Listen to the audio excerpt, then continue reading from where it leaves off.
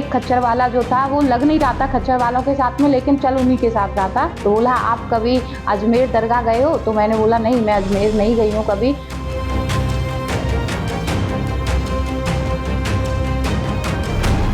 पैर में से फ़ोन निकाल के बात करता है, हाँ वो ब्रेक फेल नहीं कर पाया हूँ, 35 बंदूकें भेज दिया हूँ, घाटी में रखी है। कोई घाटी नाम ले रहा था। देखने में जो स्केच जारी हुआ है, 2 तो उन्हीं में से थे। मेरे पास है प्योर पाव भाजी का मसाला, प्योर पाव भाजी मसाला, पाव भाजी को टेस्टी बना डाला, सबका राजा और प्योर मसाला।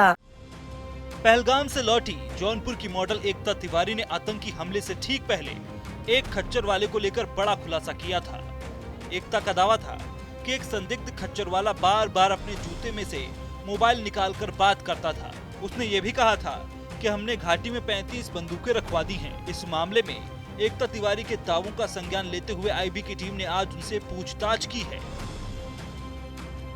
जौनपुर की एकता तिवारी ने पहलगाम में खच्चर वाले पर गंभीर आरोप लगाते हुए उसे संदिग्ध बताया था। साथ ही आतंकी घटना में जिन आतंकियों का स्केच जारी हुआ था उनमें से 2 को पहचानने का दावा भी किया था। आज इंटेलिजेंस ब्यूरो की टीम ने आधे घंटे तक एकता और उसके भाइयों से पूरे मामले को लेकर पूछताछ की। अब आपको एकता तिवारी के द्वारा किए गए दावों और खुलासों से संबंधित वो पूरा इंटरव्यू दिखाते हैं, जिसके बाद उनसे आईबी की टीम ने पूछताछ की है।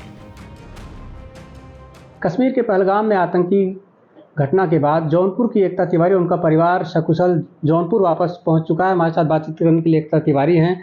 मैम, आप कब जौनपुर से गई थी? वहाँ पे कहाँ, कैसे, क्या प्लान था आपका यात्रा का?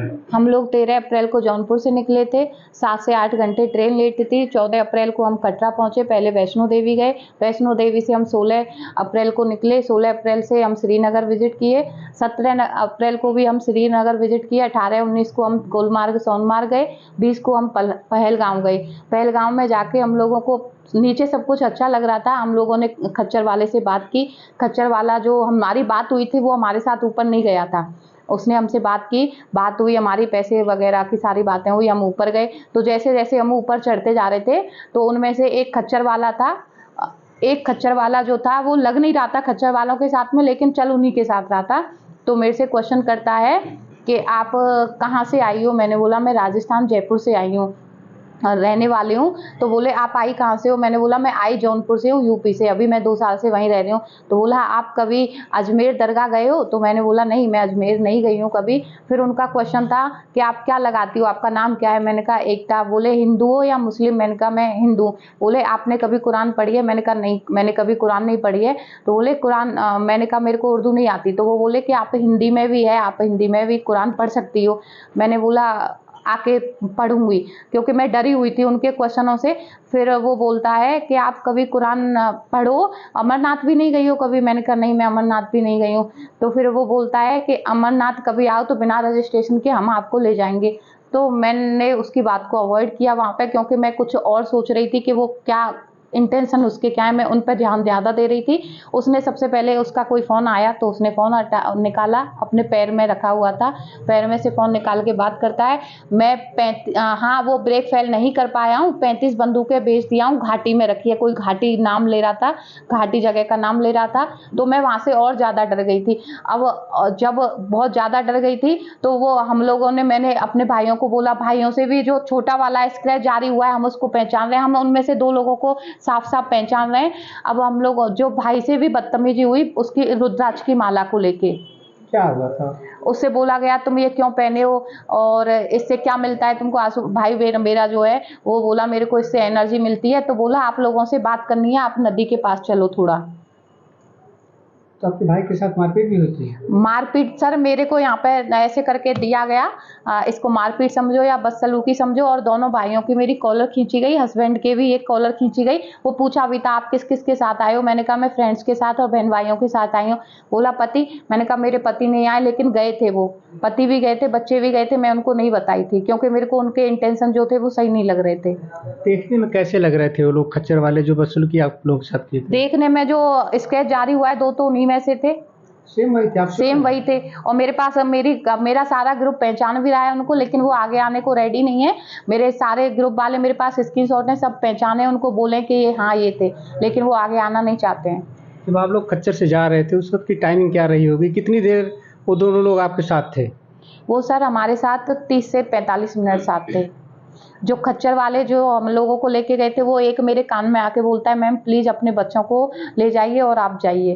क्यों, ऐसा क्यों बोला? मैं नहीं जानती वो ऐसा क्यों बोला, लेकिन वो बोला। और जो नीचे से हमारे साथ गए थे, वो नीचे से हमारे साथ नहीं थे। जो ऊपर वहाँ पे खाई थी, कश्मीर वैले जिसको बोलते हैं, वो वहाँ से हमारे साथ में लगे थे। तो जब आप लोगों के साथ वहाँ पे इस तरीके की मारपीट जैसी स्थिति हुई, तो फिर आप लोगों ने अपना बचाव कैसे किया? हम लोगों ने बचाव किया। हम लोगों ने, मैंने बोला मेरे भाइयों से, लाइव आइए, लाइव आके इनको नहीं दिखा रहे हो क्या, लाइव आओ, सबको बताओ इनकी असलियत।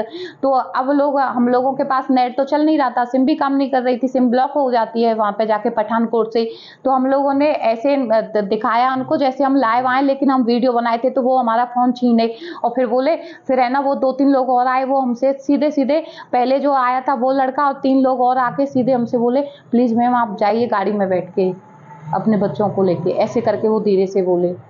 तो फिर हमको पहले वहाँ से आना सही लगा, और जो ये हम लोगों को 6 से 7 घंटे बाद पता लगा कि ये हमला हो गया है। नहीं, इतनी सब घटना आपके साथ वहाँ पे हुई, वहाँ पे सुरक्षा कर्मी कोई आपको नहीं मिला या कहीं पे आपने कोई शिकायत की थी? सुरक्षा कर्मी कोई भी नहीं था। 7 किलोमीटर तक कोई भी सुरक्षा कर्मी नहीं था। 7 से 8 किलोमीटर तक कोई भी, ना तो पुलिस वाले थे, ना फोर्स थी, ना एयर फोर्स, कोई भी फोर्स नहीं थी वहाँ पे। और वो तो जंगलों में होके लेके जाते हैं, वहाँ पे तो ज्यादा सेफ्टी होनी चाहिए। कोई भी सेफ्टी नाम के नाम पे तो जीरो था, वहाँ पे कोई भी सेफ्टी नहीं थी। ये आपने बहुत बड़ी बात कह दी कि जो आतंकियों के स्केच जारी हुए हैं, उसमें आप बता रही हैं, आपका दावा है कि जारी हुए। उसमें कल मेरे जीजाजी हैं, वो CISF हैं, वो मेरे को स्केच भेजे हैं। तो मैंने उनको तुरंत बोला है कि मैं इन 2 लोगों को पहचान रही हूँ। तो जीजाजी बोले, ये आप अपने योगी वगैरह को बताइए, अपने यहाँ के जो भी CM है वहाँ पे 1076 पे कॉल करिए। मैं उनको कॉल की, वहाँ पे मेरी 8 से 10 मिनट बात हुई, मेरे पास कॉल डिटेल्स है, लेकिन वो लोग कोई एक्शन नहीं लिए, मेरी बात सुने, अवॉइड कर दिए। जो स्केच जारी हुए थे जिनके, या जो लोग उसमें से थे, स्क्रैच जारी हुए थे, कल मुझे 1 से 2 बजे बात पता लगी थी। स्क्रैच जारी करके मैं तुरंत पहचानी। मैंने अपने सारे फ्रेंड्सों को वो फोटो भेजी कि इनको पहचान रहे हो? तो बोली हाँ, ये तो अपने खच्चरों के साथ जो चल रहे थे वही हैं। तो वो तुरंत मेरे जो फ्रेंड्स थे वो पहचाने, वो भी मेरे पास स्क्रीनशॉट है। क्या वो खच्चर के साथ थे या? सर खच्चर के साथ नीचे से वो नहीं थे, लेकिन हम कह ही नहीं सकते वो खच्चर के साथ थे कि नहीं थे, क्योंकि हम खच्चर के साथ 4 खच्चरों के साथ एक इंसान होता है। तो वो साइड से चल रहे थे, इधर साइड से, खच्चर वाले इधर साइड से थे, वो इधर साइड से थे। तो जो खच्चर वाले थे उनसे उनकी बातचीत हो रही थी कि नहीं हो रही सर, थी? कोई उनकी बातचीत नहीं हो रही थी। वो खच्चर वाला ही जो एक उनमें से 2-3 लोग थे, खच्चर वाले ही हमारे कानों में आके बोले थे, आप चले जाइए जल्दी से अपने आपने बच्चों बताया को कि जूते के अंदर से फोन को निकाल के बातचीत कर रहे थे और बंदूकों को भिजवाने की बात की जा रही थी। ये सब बातें कौन कर रहा था? जो एक इतना बड़ा कुर्ता पहना हुआ है, जिसकी फोटो मेरे पास है, वो बार बार किसी से फोन से बात कर रहा था। पहले बात उसने ये किया था कि ब्रेक फेल नहीं हो पाया है, प्लान बी। तो वो प्लान बी में वो बोला मैं बंदूकें भिजवा दिया हूँ, 35 बंदूकें घाटी में रखी है, घाटी बॉक्स भेजा है, ऐसे बात कर रहा था। तो जब मैं वो घाटी बोला, बंदूकें बोला, तो फिर मेरा है ना थोड़ा दिमाग और काम किया। मैंने थोड़ा और खुद सोचा कि ये ऐसे क्यों बोल रहा है। और वही इंसान हमसे बोला था कि मैं टीचर रहा हूँ, और है ना, मैंने बोला टीचर रहे हो तो आप यहाँ पे क्या कर रहे हो? 11 साल मैं टीचर रहा हूँ, मैं उर्दू ही पढ़ाता हूँ, वो कुरान पढ़ाता हूँ, कुरान वगैरह कुछ।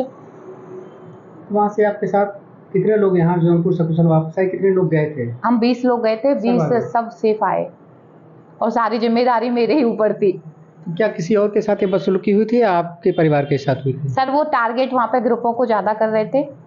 सबसे पहले ये पूछा जाता है कितने लोग आए, 50 हैं, 20 हैं, कितने लोग हैं, और वो आपस में बात कर रहे थे, इतना ग्रुप आया ऐसे करके किसी से फोन पे। लगभग कितनी दूर से आप लोग वापस लौटे थे, कहाँ तक पहुँचे सर थे? जहाँ पे हमला हुआ है वहाँ से मैं 500 मीटर दूर से पहले वापस आई हूँ, और मैं वहाँ से जब आ रही थी, जितने भी लोग वहाँ जा रहे थे ना, जो 2-2 लोग थे, सिंगल लोग, जैसे अपनी फैमिली के साथ आए 1-2 लोग या अपने बच्चों के साथ आए, मैं वहाँ से बोलते हुए जा रही थी, चिल्लाते सब वापस चलो, सेफ नहीं है, सब वापस चलो, लेकिन कोई सुनता नहीं है, कोई सुन भी नहीं रहा था। आपको इसकी जानकारी कब हुई कि वहाँ पे आतंकी घटना हो गई है? ये आतंकी हमले की मेरे को जानकारी हुई थी जब मैं पटनी टाप पहुंच गई थी। घर से फोन आया था, घर से फोन, हमको लगा वो हमारी सेफ्टी का पूछ रहे हैं, बोले सब सही है ना, सब अच्छे आ गए वहाँ पे। जब वो बोले कि टेररिस्ट अटैक हुआ है, तब हमको पता लगा कि वहाँ पे हमला हो गया है। फिर हम लोगों ने, सकुशल आप लोग जौनपुर वापस आ गए हैं, क्या कहना चाहेंगे? मैं भोले बाबा को सबसे पहले उनकी कथा कराऊंगी और उनको धन्यवाद कहूंगी, और सबसे ज़्यादा जो मेरे बड़े आशीर्वाद दिए हैं उनकी वजह से ही हम आए, नहीं तो कोई उम्मीद ही नहीं थी आने की। और जो हमारे साथ तो वहाँ लड़ाई झगड़े सब कुछ हुआ भी था। जिन आतंकियों के स्केच जारी हुए हैं, आपका दावा है कि वही लोग आप लोगों के साथ थे? हाँ। जो भी बदतमीजी वगैरह की गई थी या बंदूकों की बात की जा रही थी, उन लोगों के द्वारा की जा रही थी? हाँ, हम लोगों को वो कश्मीर वैली तो- से 2 लोग वो हमारे साथ थे। और कुछ क्या बातचीत हुई थी? उनकी एक्टिविटीज कैसी थी? उनकी एक्टिविटीज सर वही बंदूकों को लेके फोन से किसी से लुड़े हुए थे, ग्रुप आवा ऐसे करके कुछ बात कर रहे थे।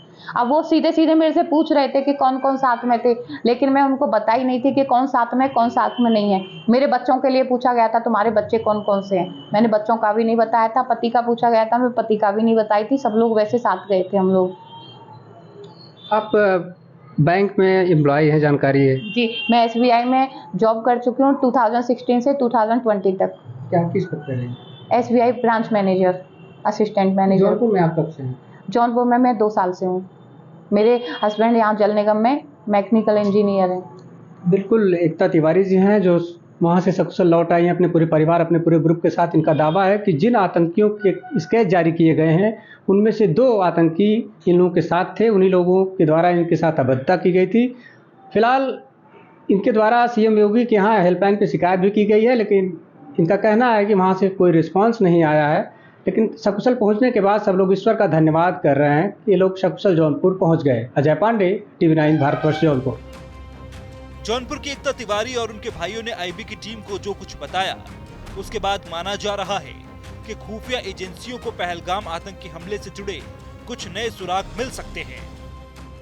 कुछ तो सस्ता लो, सब बढ़िया लो, इसमें क्या खास बात है? थोड़े में ज्यादा स्वाद, यही तो है इसकी खास बात। सबका राजा आर प्योर मसाला।